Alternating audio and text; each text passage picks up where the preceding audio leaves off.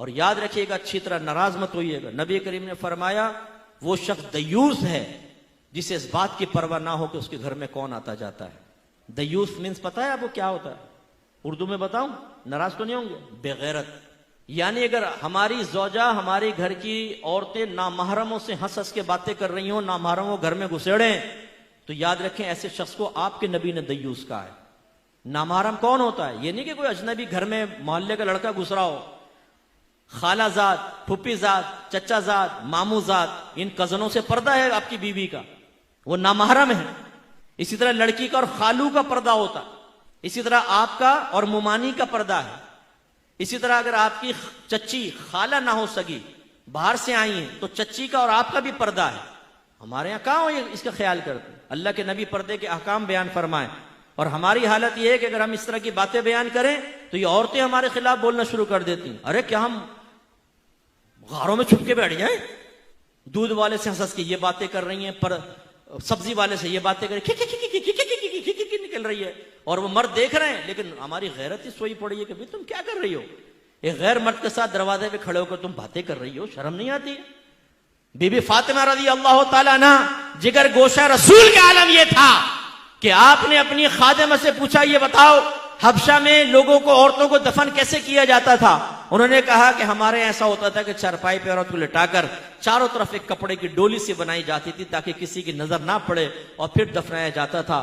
Be be Fatima رضی اللہ تعالیٰ عنہ نے کہا مجھے اسی طرح دفنانا, اور فرمایا اگر میں فوت ہو جاؤں تو رات کے وقت میری میت کو لے کے جانا تاکہ کسی غیر محرم کی نظر میری چارپائی تک پر نہ پڑے. وہ بی بی فاطمہ نبی کریم صلی اللہ علیہ وسلم کی بیٹی, تربیت یافتہ, یہ کہے, اور یہ بی بی فاطمہ کو ماننے والی, ان کی نیازیں کھانے والی, یہ کہے کہ ہم پردہ نہیں کریں گی, اور گھر کا وہ سرپرست بے وقوف قسم کا وہ کہتا ہے کہ جی میں پرمیشن دیتا ہوں تم بغیر پردے کے گھومو پھرو. یعنی کتنی بہنیں مجھے ایسی ملی ہیں جو یہ کہتی ہیں کہ ہمارے شوہر یہ کہتے ہیں کہ میرے دوست آئیں, رشتہ دار آئیں, بلا پردہ سامنے بیٹھو. اور ایک شوہر نے تو دلیل یہ دی کہ دیکھو جب میں اپنے دوستوں کے گھر جاتا ہوں ان کی بیویاں میرے سامنے بیٹھ جاتی ہیں. یعنی وہ تم اگر بغیرت ہو, وہ اپنی بیویوں کو بغیرت بنا کے تمہارے سامنے بٹھائے تو تمہاری بیوی بھی بغیرت بن کے تمہارے دوستوں کے سامنے بیٹھے اور دعوت نظارہ دے. مرد کی نیت کا کیا معلوم؟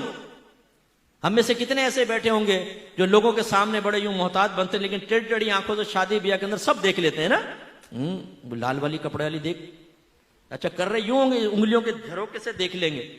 اور بیوی ساتھ بیٹھے ہوگی اسکوٹر پہ, پتہ ہے بیوی بیٹھی ہو تو ٹیڑھی آنکھوں سے دیکھے گا نا وہ ساتھ میں جاتے ہوئے عورت کو, بعضوں کو ٹکرا بھی جاتے ہیں گاڑیوں سے. تو جب ہماری نیتوں میں اتنا فطور ہے کہ شیطان کچھ نہ کچھ ڈال دیتا ہے, تو آپ نے یہ کیسے سمجھا کہ گھر کی عورت کے شیطان سے بالکل پاک و صاف ہو گئی؟ شیطان اس کے ذہن میں خیال نہیں ڈال سکتا, غیر مرد کی طرف اس کی توجہ نہیں جا سکتی. یہ ہماری ذمہ داری ہے کہ ہم اس کو روکیں. نبی کریم تو یہ کریں اور ہم نہ کریں, غلط چیز ہے نا. ایک مرتبہ نبی کریم صلی اللہ علیہ وسلم حجرے میں داخل ہوئے, سیدہ عائشہ صدیقہ رضی اللہ تعالیٰ عنہ کے پاس ایک شخص کو بیٹھے ہوئے دیکھا, چہرے انور کا رنگ بدل گیا, جلال کے آثار نمایاں ہوئے. سیدہ عائشہ نے عرض کیا رسول اللہ یہ میرے رضائی بھائی ہیں, یعنی ہم نے ایک ہی ماں کا دودھ پیا ہے. تو پھر سرکار کا جلال کم ہوا, یعنی جلال میں تشریف لائے کہ گھر میں اجنبی مرد کیسے.